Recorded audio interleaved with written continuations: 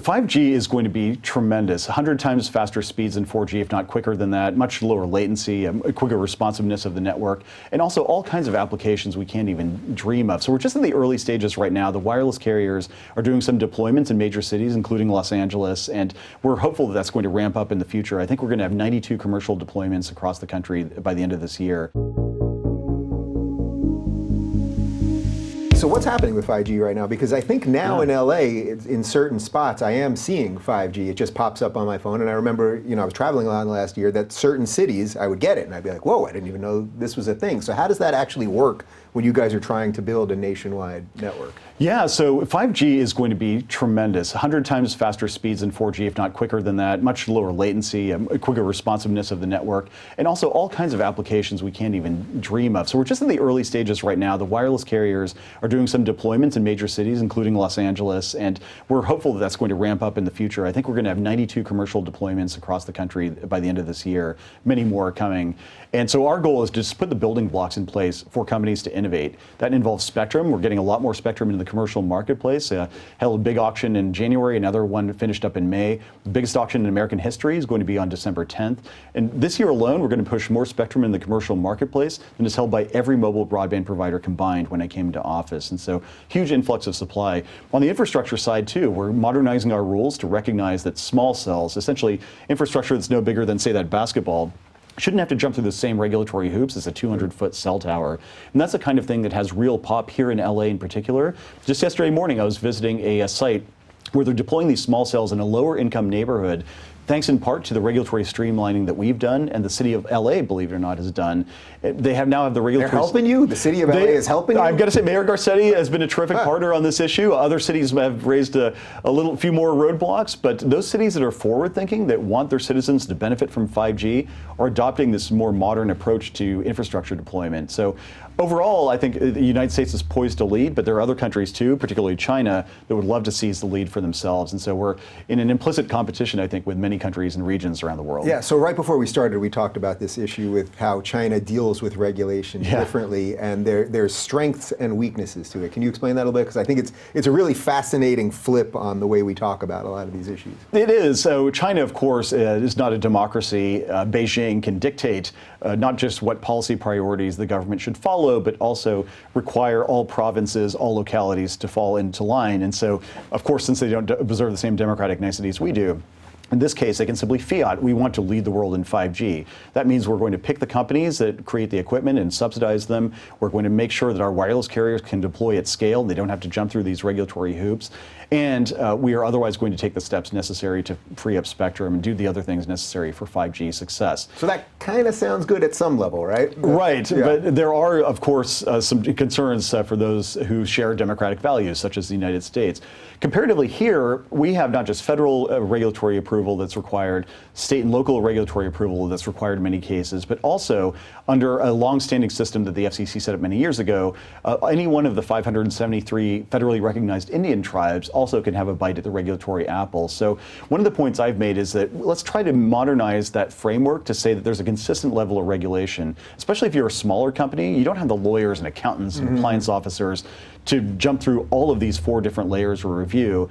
And to the extent that capital is scarce and work crews don't have to be hired and networks don't have to be built, I don't want that innovative spirit to be directed to other parts of the world where you can deploy at scale. And that's part of the reason why we've been trying to work with localities like LA to update that framework, to make it more streamlined and just easier and cheaper to build these networks. So in effect, while China can just say, all right, we're doing this and no local province can do anything about it, and while that may work for now, like it may make the process faster for now while you have to deal with local states and all that, in the long term, it probably hurts their ability to innovate because it's all coming from the top. Right. You guys have more of a slog to fight through now, but the hope is that you're creating the groundwork sort of to allow as much competition as possible through the cell companies, basically.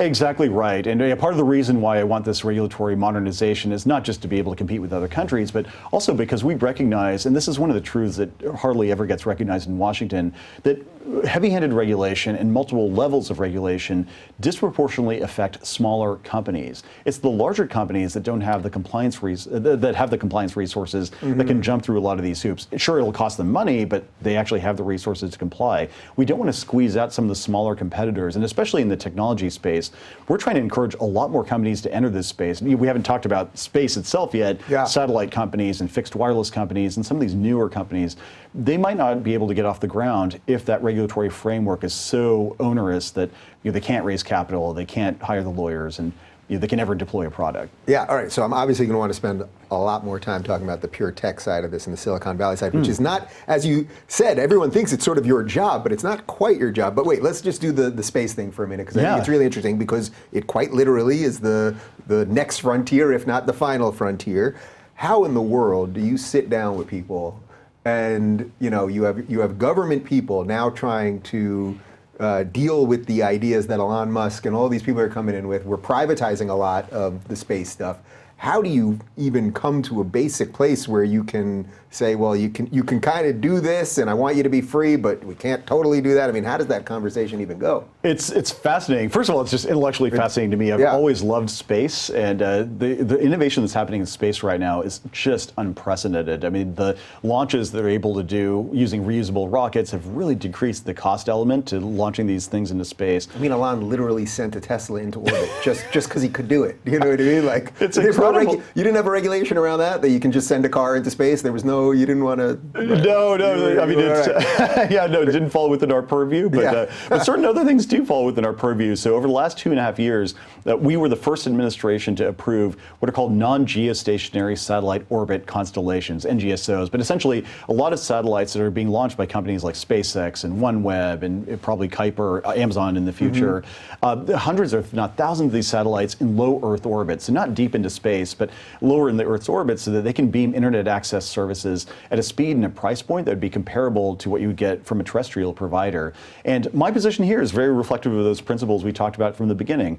Instead of preemptively regulating, deciding, okay, you can launch, but all of you, no, we're not going to let you do it, trying to pick a business case or a business plan that's going to work and letting them take the first crack, we're taking a more market-based approach. Let's allow all of them to launch at various stages using certain parameters for orbital safety and whatnot, and see what happens. Let's let the market, the aggregated decisions of consumers, decide which one will succeed. And some of them might, you never know, it could be a residential broadband product. Some of them are very different. They want to do industrial Internet of Things. I met recently with a company that just wants to deploy 150 satellites around the globe, and they want to sign up customers like, say, the Department of Defense that has military all around the world, and they just need essentially low bandwidth services just to let people know where the troops are at any given point in time. We want all of them to be able to succeed in space. And so, it's funny, you don't really think about the orbital safety portion of this, as you just mentioned, but so it's almost like no matter what happens, you guys almost always need another office to open, right? I mean, is that sort of how it works? Because you're like, all right, I want them to put the satellites up there. We want to get people internet as fast as possible and as cheap as possible. It's all good. And then someone probably walks in and is like, we got to make sure these satellites aren't crashing into each other. And then you have to do, what do? You do another study? I mean, what are you mapping out there even? That's a good question. So that goes to the earlier question you asked, what if there were no regulation? So here's where I think there is a base level of regulation that's really important, especially in the space environment. For those of you who saw Gravity, I mean, it's Sandra Bullock. And, right. We can't have these things just spinning around whacking each other. Exactly, because that stuff lasts for thousands of years, especially if they don't descend into the atmosphere and burn up. And so we want to make sure that that space environment is safe for everybody. And so one of the things I kicked off about a year ago, let's see how should we update our orbital debris rules. They were first adopted in 2004, but back then we didn't have a lot of satellites up in space. We're talking about a lot more stuff in space. And so accordingly, I think our orbital debris rules need to be updated. So we're in the middle of conversation now about how should we think about updating those rules, requiring companies to be safe. Should they have to deorbit on a certain schedule, use certain technology, that kind of thing. So I assume you'd prefer that everything has some sort of like time limit up there or something, so that eventually it doesn't just become space garbage. That's one of the things we're in Futurama or something. Yeah, exactly. That's one of the things we're thinking about is should there be a time limit? Should there be a built-in technology so some of these satellites can deorbit automatically after a certain period of time, or if there is a failure, they will automatically deorbit, things like that. And so ultimately we want to make sure that everybody can succeed in space in the long run. We don't want to, like I said, in any of these orbital slots, if you have debris, that's a generational problem, not just a multi-year problem. How much of this is sort of long-term thinking, say the way you would talk about the climate change situation? So it's sort of like, you can plot a certain degree, but no matter how much you plot, other countries, I mean, you just referenced China, other countries are just going to do things the way they want, and how complicated that makes your job. It's incredible. Meaning you could do everything exactly perfectly, right? And still, if some other country decides to do whatever they want, you still have all of those problems. That is a problem. So there is a lot of international coordination that has to happen, especially when it comes to orbital debris. We're always working with some of the other countries' agencies to make sure that we're all on the same page. And there are international organizations that deal specifically with this. In fact, shortly coming up in Egypt, there's a big quadrennial, every 4 years they have this conference and to talk about spectrum issues. And one of the issues is what spectrum should be available for satellite companies. And so in that context, we're always talking about being on the same page on things like orbital debris and spectrum allocation. But I think you raise a really good point, is that we could do everything correctly, but other countries are looking to take the lead on things like artificial intelligence, machine learning, or blockchain, or quantum computing, and we don't have jurisdiction over all of it, but to the extent we can, we want to make sure we advance U.S. leadership, because I do think that there are some first mover advantages to countries and to sectors that really show that they're willing to take the lead. If you're looking for more honest and thoughtful conversations about tech instead of nonstop yelling, check out our tech playlist. And if you want to watch full interviews on a variety of topics, check out our full episode playlist. They're right over here. And to get notified of all future videos, be sure to subscribe and click the notification bell.